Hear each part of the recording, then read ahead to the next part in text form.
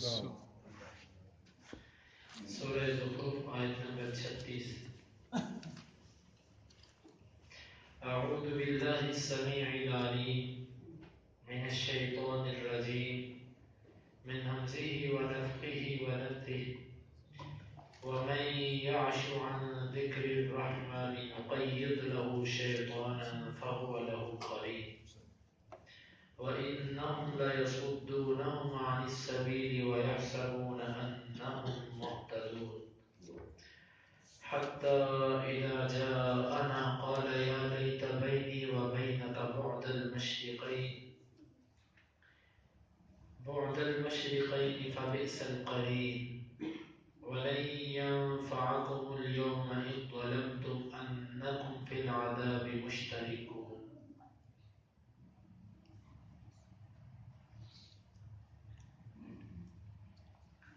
واو کا مطلب اور من جو کوئی یعشو اعراض کرے گا عن سے ذکر الرحمن رحمان کے ومن یعش عن ذکر الرحمن اور جو کوئی اعراض کرے گا منہ موڑے گا رحمان کے ذکر سے نقید ہم مقرر کر دیں گے لام کا مطلب کے لیے ہو اس کے نقید لہو ہم مقرر کر دیں گے اس کے لیے شیطانہ ایک شیطان فا کا مطلب بس ہوا وہ لام کا مطلب کے لیے ہو اس فہو لہو بس وہ اس کے لیے قرین ساتھی ہے وَإِنَّهُمْ اور کا مطلب اور انہا بے شک ہم وہ وَإِنَّهُمْ اور بے شک ہو لَا يَصُدُّونَهُمْ لام کا مطلب البتہ یصدون وہ روکتے ہیں ہم ان کو عن سے السبیل راستہ وَإِنَّهُمْ لَا يَصُدُّونَهُمْ عَنِ السَّبِيلِ اور بے شک وہ ان کو روکتے ہیں راستے سے وَيَحْسَبُونَ وہ یحسبون و گمان کرتے ہیں انا بے شک ہم وہ محتدون ہدایت یافتہ ہے ویحسبون انہم محتدون اور وہ گمان کرتے ہیں کہ بے شک وہ ہدایت یافتہ ہے حتی یہاں تک کہ اذا جب جاء آئے گا نا ہمارے پاس حتی اذا جاء یہاں تک کہ جب وہ آئے گا ہمارے پاس قال کہے گا یا لیتا اے افسوس بینی میرے درمیان و بینک اور تیرے درمیان بعد دوری ہوتی المشرقین دو مشرقوں جتنی کاش کہ میرے اور تیرے درمیان دوری ہوتی دو مشرقوں جتنی فبئس فا کا مطلب بس بئس برا ہے القریب وہ دوست ولن اور ہرگز نہیں ینفع نفع دے گی کم تم کو الیوم آج کے دن وَلَن يَنفَعَكُمُ الْيَوْمَ اور ہرگز نہیں نفع دے گی تم کو آج کے دن اذ جب ظلمتم تم نے ظلم کیا یا اذ کیونکہ ظلمتم تم نے ظلم کیا ان بے شک کم تم فی کا مطلب میں العذاب عذاب مشترکون اکٹھے ہو گئے انکم فی العذاب مشترکون بے شک تم عذاب میں مشترک ہو وَمَن يَعْشُ عَن ذِكْرِ الرَّحْمَنِ اور جو کہ منہ موڑے گا رحمان کے ذکر سے نقید لہو شیطان فہو لہو قرین ہم اس کے لیے مقرر کر دیں گے ایک شیطان بس وہ اس کا ساتھی ہے وَإِنَّهُمْ لَيَصُدُّونَهُمْ عَنِ السَّبِيلِ اور بے شک وہ ان کو روکتے ہیں راستے سے وَيَحْسَبُونَ أَنَّهُمْ مُهْتَدُونَ اور وہ گمان کرتے ہیں کہ بے شک وہ ہدایت پر ہے حتی اذا جاءنا یہاں تک کہ جب وہ ہمارے پاس آئے گا قال یا لیت بینی و بینک بعد المشرقین وہ کہے گا کاش کہ میرے اور تیرے درمیان دو مشرقوں جتنا فاصلہ ہوتا فبئس القرین بس برا ہے وہ دوست وَلَن يَنفَعَكُمُ الْيَوْمَ إِذ ظَلَمْتُمْ أَنَّكُمْ فِي الْعَذَابِ مُشْتَرِكُونَ اور ہرگز نہیں نفع دے گا تم کو آج کے دن جب تم نے ظلم کیا بے شک تم عذاب کے اندر اکٹھے ہو گئے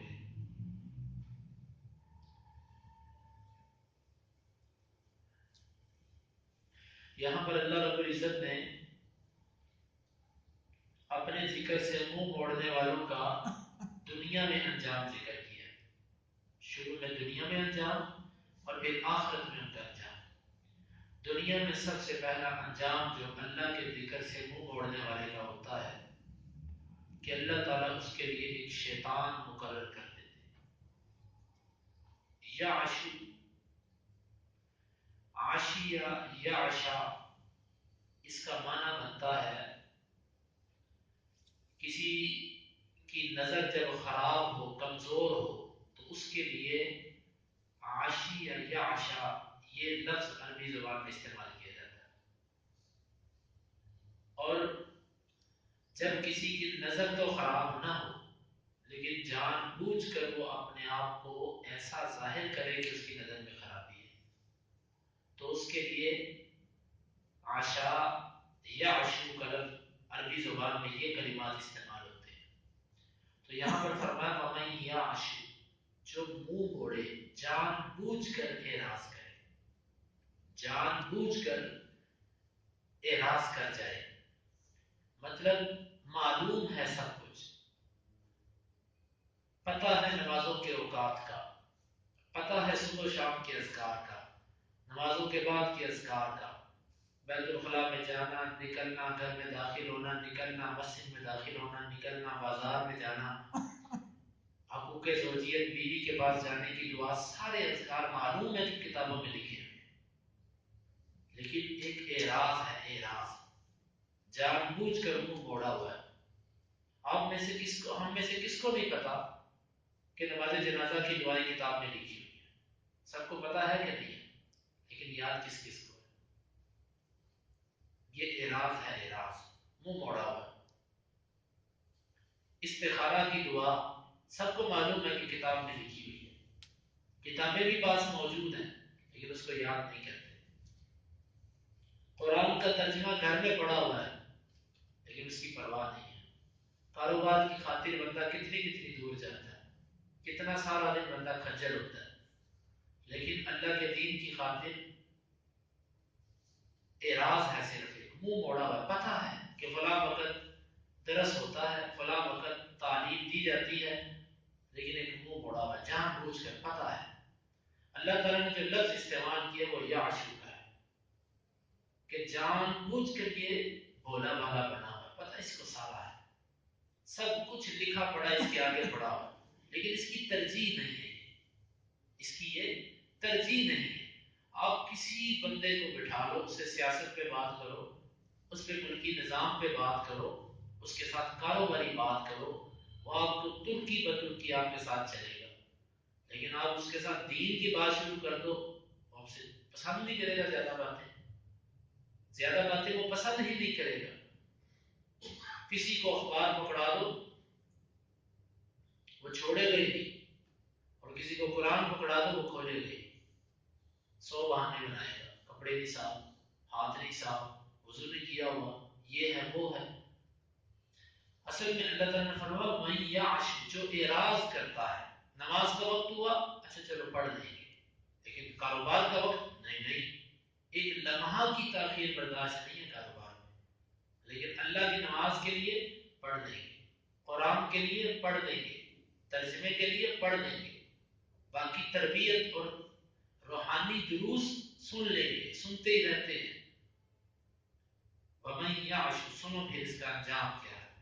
اور جو کوئی منہ موڑے گا رحمان کے ذکر سے، ذکر الرحمان کے 2-3 مطلب لیے جا سکتے ہیں۔ ایک تو اس کا مطلب ہے اللہ کا ذکر، اللہ کا ذکر۔ پھر دوسرا اس کا معنی یہ لیا جا سکتا ہے کہ اللہ کو یاد رکھنا، ذکر کا معنی یاد، رحمان کی یاد۔ دیکھو ذکر اور چیز ہے اور یاد رکھنا اور چیز ہوتا ہے، ان دونوں میں فرق ہے۔ اللہ کا ذکر کرنے والے تو ہم بہت ہیں، ہم بہت سے لوگ آپ کو ملیں گے اللہ کا ذکر کرنے والے، لیکن اللہ کو یاد رکھنے والے بڑے تھوڑے ہیں۔ ذکر کرنا اور ہوتا ہے اور اللہ کو یاد رکھنا اور ہوتا ہے۔ ایک بندہ تسبیح پکڑی ہوئی ہے، غلط کام بھی کر رہا ہے، اللہ کا ذکر بھی کر رہا ہے، غلط کام بھی ہو رہا ہے، اللہ کا ذکر بھی ہو رہا ہے، لیکن اللہ اللہ کو یاد رکھنے کا مطلب یہ ہے کہ ہر غلط کام کرنے سے پہلے بندہ اللہ کو یاد کر لے، دل میں یاد ہو ہر وقت کہ اللہ دیکھ رہا ہے، اللہ ناراض نہ ہو جائے. یہ بھی اس کا ایک معنی ہے. جو رحمان کی یاد سے منہ موڑتا ہے. اور ایک ذکر رحمان کا مطلب قرآن بھی ہے، رحمان کا ذکر. اللہ تعالیٰ نے اس کو بھی قرآن میں ذکر کہا ہے، یہ قرآن بھی ذکر ہے. جو قرآن سے تو تین معنی بن گئے اس کے، ایک اللہ کا ذکر، دوسرا اللہ کی یاد، اور تیسرا قرآن. حقیقت یہ ہے کہ ہمیں کتنا وقت گزر جاتا ہے کہ قرآن نہیں پڑھتے. یہ تو ہمارا ایک سبق ہے، میں اور آپ مجبوراً اس کو پڑھتے ہیں ہر روز. اس کے علاوہ ہم کتنا قرآن تلاوت کرتے ہیں. یہ بہت بڑا ایک شیطانی دھوکہ ہے. حالانکہ ایک مسلمان کی دکان پر قرآن ہو، اس کے دفتر میں قرآن ہو، اس کے گھر میں قرآن ہو، کہ جب اس کو جہاں پر فرصت ملے وہ اس کو کھول کے پڑھے. ہم نے برکت کے لیے سورہ یاسین تو دکان پہ رکھی ہوئی ہے، لیکن قرآن نہیں رکھا ہو، تلاوت کے لیے نہیں رکھا ہو، صرف برکت کے لیے اس کو لپیٹ کے رکھا ہو. جب کبھی ضرورت پڑتی ہے تو اوپر سے غبار پہلے جھاڑتے ہیں اور پھر اس کو اتارتے ہیں. اللہ تعالیٰ فرماتے ہیں جو ایسا کرے گا نقیض لہ الشیطان، ہم اس کے لیے کوئی شیطان مقرر کر دیں گے. اللہ کہتے ہیں ہم مقرر کریں گے. کیوں اللہ تعالیٰ نے نسبت اپنی طرف کی؟ کیونکہ اس نے ایسا جرم کیا ہے کہ جس کی سزا اللہ نے یہ رکھی ہوئی ہے کہ شیطان اس پر مسلط ہو جاتا ہے. وہ شیطان انسان کی شکل میں ہو کہ جنات ابلیس کی اولاد میں سے ہو، کسی بھی طرح کا شیطان اللہ اس کے مقدر کر دیتا اس پر. آپ سوچتے ہو گے کہ انسانی شیطان کیا ہے؟ اللہ تعالیٰ ایسے بندے کو ایسے دوست عطا کرتا ہے جو اس کو نماز کے قریب ہی نہیں جانے دیتے. وہ پڑھ لیں گے نماز اور رکھ لیں گے روزہ، رکھ لیں گے داڑھی، کر لیں گے پردہ. اللہ بھی اس کو ایسے ساتھی دیتا ہے کہ جو اس سے دو ہاتھ آگے ہوتے ہیں، اس کو ایسی ایسی دلیلیں دیتے ہیں کہ وہ ان کو جواب نہیں دے سکتے. اگر آپ کو ایسے دوست ملے ہیں کہ جو آپ کے لیے آپ کو ایسے دلائل دیتے ہیں، ایسی رہنمائی کرتے ہیں، ان راستوں کی طرف لے کر جاتے ہیں، تو سمجھو کہ آپ اللہ کے ذکر سے غافل ہو اور اللہ تعالیٰ آپ سے ناراض ہے اور اس نے اس برے دوست کو تمہارے لیے مسلط کر دیا. اور کبھی شیطان آپ کو انسانی دوستوں کو ایسا نہیں ملتا، لیکن دل میں شیطان تیز ہو جاتا ہے. وہ پھر ایسی ایسی سوچیں اور ایسے ایسے خیالات اور ایسے ایسے منصوبے ڈالتا ہے کہ آپ نمازوں سے دور، اور ایسی ایسی دلیلیں پیش کرے گا آپ کو کہ تم تو سفر میں نکلے ہوئے ہو. کوئی بندہ یہاں پر لوگ جاتے ہیں مثال کے طور پہ، کوئی اردو بازار چلا گیا، کوئی مال روڈ تک چلا گیا، کوئی کسی کاروباری منڈی میں چلا گیا. اس کو شیطان یہ کہتا ہے تو سفر پہ نکلا اب نماز اکٹھی کرتا ہے. یہ کون سا سفر ہے بھائی؟ اس کو کون سفر کہتا ہے؟ کیا وہاں پر مسجدیں نہیں ہیں؟ کیا وہ اسلامی ملک سے باہر نکل گئے کہ جہاں پر مسجدیں نہیں ہیں؟ صرف ایک ارادہ ہو کہ میں نے نماز جماعت سے پڑھ لی، بندہ جہاں پر بھی ہو اللہ تعالیٰ اس کو نماز جماعت سے پڑھوا دیتے ہیں. تو یہ اللہ تعالیٰ پھر ایسا شیطان اس پر مسلط کرتے ہیں کہ وہ اس کو ذکر سے غافل، اللہ کی یاد سے غافل، پھر اس کا بیڑا غرق ہو جاتا ہے. فَهُوَ لَهُ قَرِينٌ، بس وہ پھر اس کا ساتھی ہوتا ہے. اب اس کا ساتھی بن گیا، اس کو اب شکست دینا اس کے لیے ناممکن ہو گیا. شکست کیسے دے سکتا ہے؟ اللہ کے ذکر سے، اور وہ کرتا نہیں. آپ خود سوچیں، ایک بندہ فارغ بیٹھا ہو، اس کو کوئی باہر سے آ کر جس مرضی کام پہ لگا سکتا ہے، کیا ہو بھائی یہ کام شروع کرو. ایک بندہ پہلے سے مصروف ہے، مصروف بندے کو مصروف کرنا مشکل ہوتا ہے. ایک بندہ پہلے سے اللہ کے ذکر میں مصروف ہے، ابلیس کے لیے اس کو کسی اور کام میں مصروف کرنا بڑا مشکل ہو جاتا ہے. لیکن ایک بندہ ایسا ہے جو پہلے سے غافل بیٹھا ہوا ہے، ابلیس آتا 2 منٹ میں اس کو کہتا چل یہ کر، وہ اس کے پیچھے چل پڑتا ہے. اس لیے اپنے آپ کو ہر وقت اللہ کے ذکر میں مشغول رکھو، مصروف رکھو اپنے آپ کو. اللہ تعالیٰ پھر ایسے لوگوں کو دوست بھی اچھے دیتا ہے جو اللہ کے یاد میں رہتے ہیں. اللہ تعالیٰ کو ویسے ہی دوست دیتا ہے. نبی صلی اللہ علیہ وسلم نے فرمایا کہ المرء علی دین خلیلہ فلینظر من یخالل، آدمی اپنے دوست کے دین پر ہوتا ہے، بس انسان دوست بنانے سے پہلے یہ دیکھے کہ وہ دوست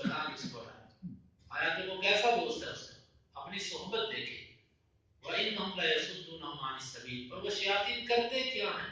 ان کو سیدھے رستے سے روکتے ہیں. ہر جو نیکی کا کام ہے اس سے روکنا ان کا کام ہوتا ہے.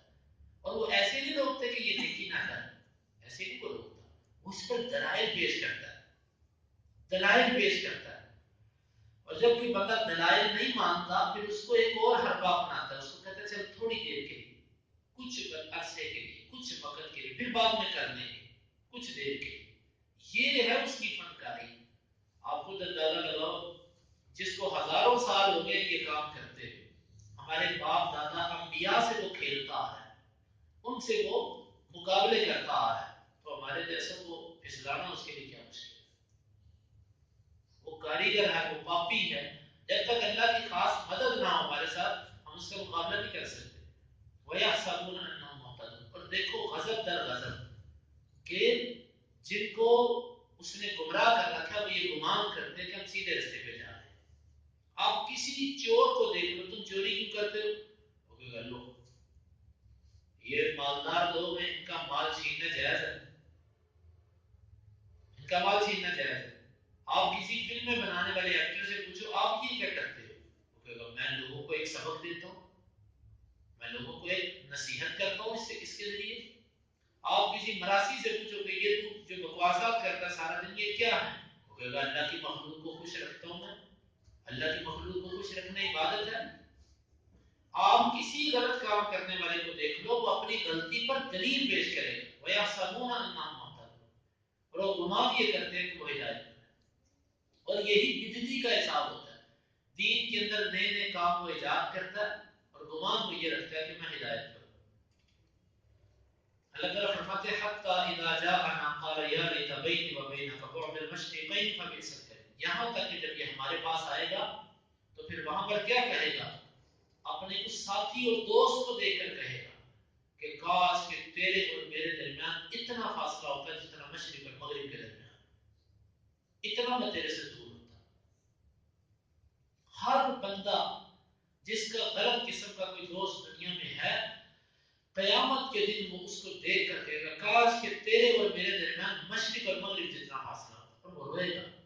اور دوسرے مقام پر اللہ تعالیٰ فرمایا یوم یعض الظالم علی یدیہ. ظالم اس وقت اپنے ہاتھوں کو ایسے منہ میں داخل کر کے اپنے دانتوں کے ذریعے انگلیاں چبائے گا اور چبا کر کہے گا یا لیتنی لم اتخذ فلانا خلیلا. کاش کہ میں نے فلاں کو دوست نہ بنایا ہوتا. وہاں پر بندہ پچھتائے گا. اس لیے دنیا کے اندر اپنا دوست وہ بناؤ کہ جس کا عقیدہ ٹھیک ہے. نمازی لوگوں سے بیٹھا کرو، قرآن پڑھنے والوں سے تعلق رکھا کرو، مساجد سے اپنا تعلق نہ توڑو. مسجد سے جو بندہ کٹتا ہے وہ بندہ شیطان کے لیے آسان شکار ہو جاتا ہے. دیکھو جب ریبڑ جا رہا ہوتا ہے نا، جانوروں کا ریبڑ جس میں 100-200 بکری کٹھی جا رہی ہوتی ہے، جو بکری ریبڑ کے اندر ہوتی ہے نا اس کے اوپر کوئی جلدی حملہ نہیں کرتا. لیکن جو بکری اکیلی ہو جاتی ہے اپنے قافلے سے تو بھیڑیے کے لیے اس کو چیر پھاڑ کرنا آسان ہو جاتا ہے. ریبڑ پر بھیڑیے جلدی حملہ نہیں کرتا، اس پر کرتا ہے جو آگے ہوتی ہے پیچھے ہوتی ہے اکیلی. یہ مسجد کے اندر جس کا تعلق ہے نا، بس یہ سوچ لو جس کی دن میں 5 نمازوں میں سے زیادہ نمازیں مسجد میں ہیں، ایک آدھی کہیں مجبوری کی بنا پر باہر ہو گئی وہ الگ بات ہے. تو یہ بندہ انشاءاللہ یہ ریبڑ کے اندر ہے. اس بندے پر شیطان کے لیے حملہ کرنا قدرے مشکل ہے. لیکن جس بندے کی نمازیں ہی مسجد سے باہر ہیں اور ہفتے ہفتے میں مسجد کا منہ بھی نہیں دیکھتا، یہ بندہ، اس بندے کو تو ابلیس کو کوئی اس کے لیے کوئی طاقت نہیں لگانا پڑتی، کوئی خاص طاقت اس کو صرف نہیں کرنی پڑتی اس کے لیے. کیوں؟ وہ تو پکی پکائی کھیر ہے اس کے لیے، اس کو ضرورت ہی نہیں ہے اگر بندہ مقرر کرنے کی. تو بھائیو یہ مسجد کے ساتھ اپنا تعلق مضبوط رکھو، علماء سے اپنے تعلقات مضبوط رکھو، قرآن سے اپنے تعلق مضبوط رکھو. اس سے دوستی لگاؤ جو اشراق تک مسجد میں بیٹھتا ہے، آپ بھی بیٹھو. اس سے دوستی لگاؤ کہ جو مسجد میں بہت بیٹھتا ہے تاکہ آپ کو بھی یہ عادت پڑ جائے. ایسے بندوں کو دوست نہ بناؤ جو چوکوں چوراہوں بازاروں اور تھیٹروں اور ان تھڑوں پر بیٹھتے ہیں. ایسوں کو دوست مت بناؤ. پھر ایسے دوست جو ہوتے ہیں یہ انسان سے نمازیں چھڑواتے ہیں، 100 قسم کے غلط اور کچھ نہیں. غیبت چغلی تو کہیں نہیں گئی, غیبت چغلی تو کہیں بھی نہیں گئی, وہ یہ کرواتے ہیں ہم سے. تو یہ اللہ تعالیٰ فرماتے ہیں قیامت کے دن وہاں پر جا کر کہے گا کاش کہ تیرے اور میرے درمیان مشرق و مغرب کا فاصلہ ہوتا. فبئس القرین, بس برا ہے وہ دوست, برا ہے وہ دوست. بہتر یہ ہے کہ بندہ جب فارغ ہو مسجد میں آ کے بیٹھے یا اپنے بیوی بچوں کے پاس بیٹھے, باہر کی بری صحبت سے بچنے کی کوشش کرو.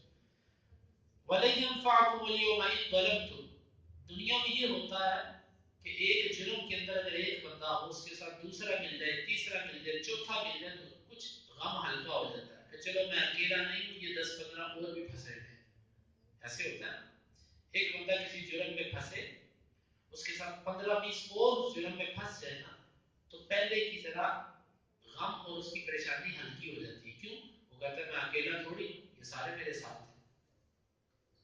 اب یہ اور اس کا قریب جو ساتھی ہو گئی, دونوں کے دونوں جہنم میں جائیں گے. لیکن وہاں پر اس کو یہ سوچ کر تسلی نہیں ملے گی کہ چلو میں اکیلا جہنم میں نہیں جا رہا, یہ بھی تو جا ہی رہا ہے. یہ سوچ کر اس کو تسلی نہیں ملے گی. دنیا میں یہ ہوتا ہے کہ بندہ کہتا چل میں پھنسیا تو تم بھی تو پھنسیا, اگر میں پھنسا ہوں تو تم بھی تو پھنسے ہوئے ہو نا. دنیا میں یہ سوچ کے تسلی ہو جاتی ہے. لیکن وہاں پر نہیں. وَلَن يَنفَعَكُمُ الْيَوْمَ, آج کے دن تمہیں یہ تسلی بھی کچھ پیدا نہیں دے.